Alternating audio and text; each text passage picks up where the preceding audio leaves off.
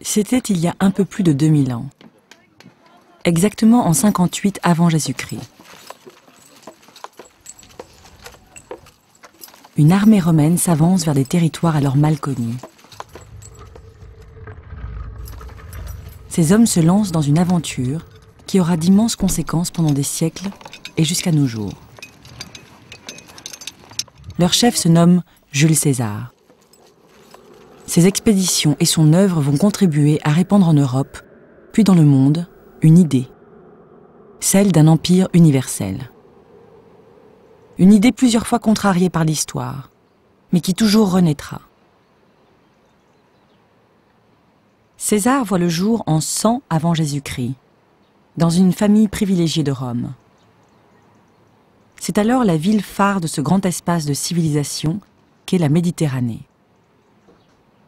Progressivement, la cité a conquis toute l'Italie. Puis les pourtours de la Méditerranée, de l'Espagne à la Grèce, en passant par l'Afrique du Nord.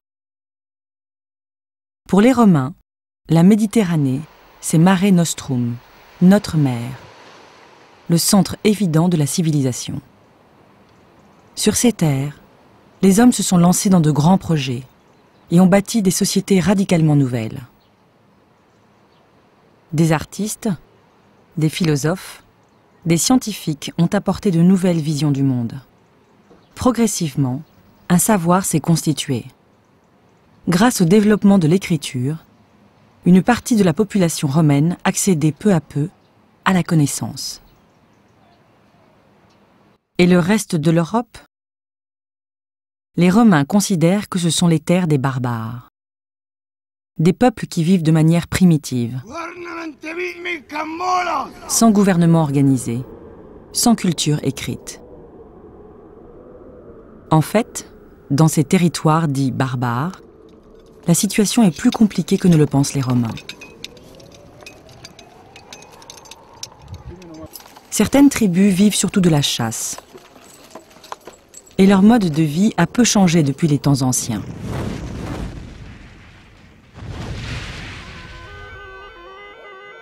Mais dans d'autres régions, des peuples ont développé une agriculture efficace, un artisanat ingénieux, des échanges commerciaux intenses, une véritable culture artistique.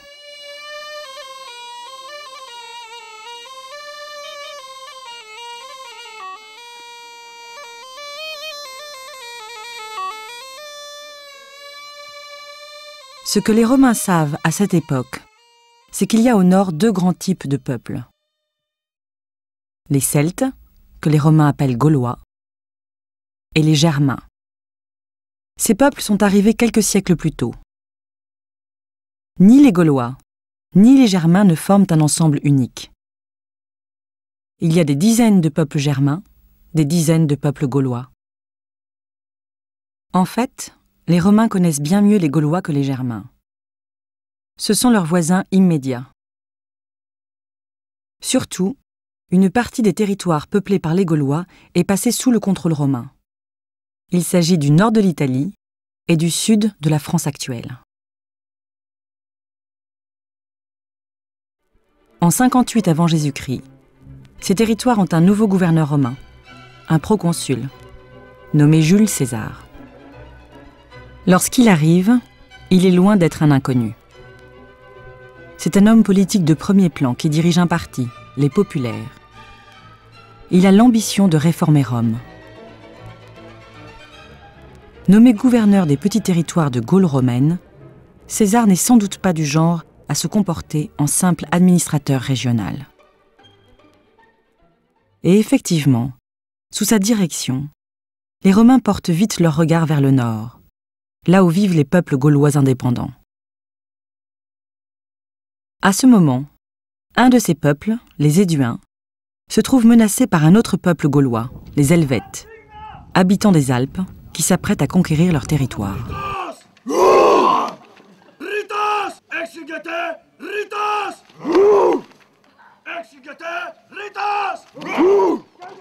César n'a aucun droit de se mêler des affaires des peuples gaulois indépendants.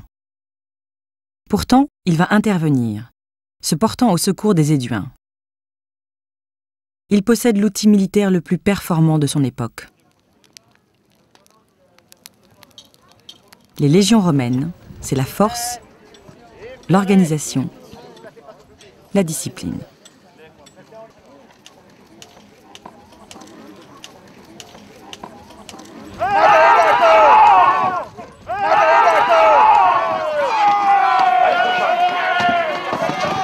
Les Helvètes sont repoussés par la machine de guerre romaine.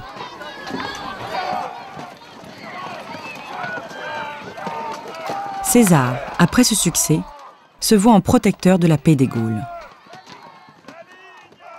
Il convoque les principaux chefs des peuples gaulois, qui hésitent devant ce Romain venu faire la loi chez eux. Certains sont favorables à l'influence romaine. D'autres pensent qu'il faut la repousser, à tout prix, et sont même prêts à s'allier avec des Germains.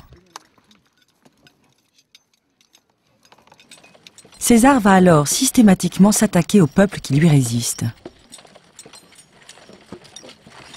Ses légions marchent vers la Belgique, une région où Gaulois et Germains sont alliés.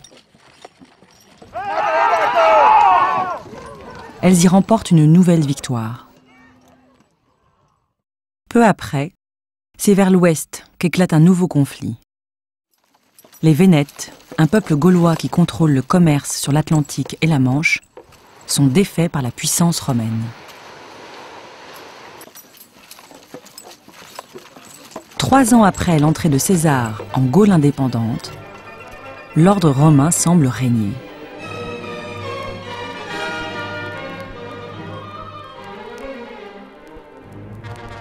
En quelques années, la carte de l'Europe de l'Ouest s'est modifiée de façon spectaculaire.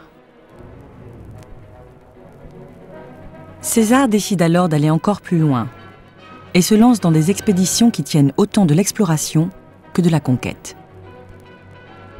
Il traverse la Manche et pose le pied sur une grande île mystérieuse, la Bretagne. Dans son ouvrage, La guerre des Gaules, il estime qu'elle a la forme d'un triangle de ce type. Les connaissances géographiques de ces territoires du nord de l'Europe n'en sont alors qu'à leur début. Quelques mois plus tard, César se tourne vers l'Est. Il fait construire un pont sur le Rhin et s'introduit en Germanie. Il y découvre des peuples vivant de façon très ancienne et rude. Ces expéditions vont être interrompues par un événement inattendu. La Gaule se soulève.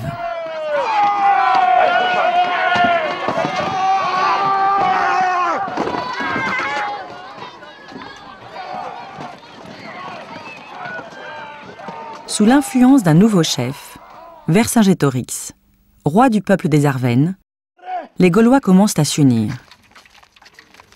Vercingétorix veut rassembler les peuples gaulois, expulser les Romains et rétablir les anciennes traditions. Une large part du territoire gaulois se range derrière Vercingétorix. Ces troupes gauloises parviennent à remporter une bataille à Gergovie, dans le Massif central. Pour les Romains, le défi est sérieux. César sait que ses troupes ne sont pas si nombreuses. Le chef romain doit faire appel à toutes ses forces, romaines, mais aussi gauloises et germaniques. Pendant de longs mois, la guerre ravage la Gaule.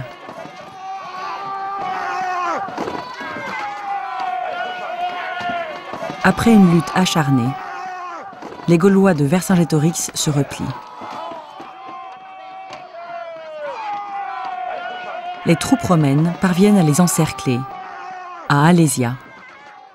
César enferme littéralement ses opposants. Vercingétorix, dont les troupes sont affamées, doit finalement capituler. Avec cette victoire définitive, le prestige de César est immense. Pour lui, c'est le moment de revenir à son ambition première, prendre le pouvoir à Rome. Depuis des siècles, La grande cité vit en république. Les hommes libres élisent leurs dirigeants. Mais cette république est en crise. Les grandes familles, les patriciens, bloquent toute évolution. César, à la tête du parti des populaires, veut réformer la République. Mais il va devoir affronter Pompée, le chef du parti conservateur qui tient le pouvoir à Rome. Le Sénat et Pompée sont inquiets de savoir que César et son armée reviennent de Gaule vers Rome. Ils interdisent à César de s'approcher avec son armée et lui fixent une limite, la rivière Rubicon. César passe outre. L'affrontement pour le contrôle de Rome devient inévitable.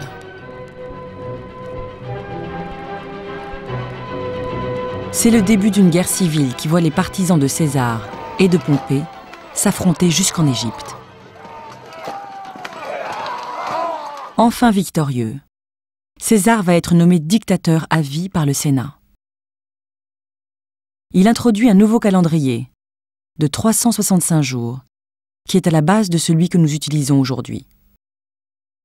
Surtout, il lance un programme de réforme qui va profondément marquer la façon de vie romaine. Il distribue des terres aux petits paysans. Il accorde la citoyenneté romaine à tous les habitants de l'Italie. Il fonde des colonies romaines et des villes en Gaule. C'est le début d'une politique qui vise à intégrer l'ensemble du monde romain. Mais le style autoritaire de César lui vaut bien des ennemis. En 44 avant Jésus-Christ, il est assassiné. Sa mort, pourtant, ne va pas empêcher que son œuvre se poursuive. Ses successeurs auront comme lui un pouvoir presque absolu. Et Rome passe de la République à l'Empire. Les possessions romaines vont continuer à s'agrandir, créant un vaste ensemble allant de la Grande-Bretagne à l'Égypte. Un gigantesque effort de grands travaux va créer des voies de communication qui sillonnent l'Empire. Pour la première fois, la paix règne sur un espace aussi large, aussi divers. C'est la Pax Romana, la paix romaine. L'Empire, que César a contribué à créer, finira bien par s'écrouler presque 500 ans plus tard. Mais son souvenir ne s'effacera pas.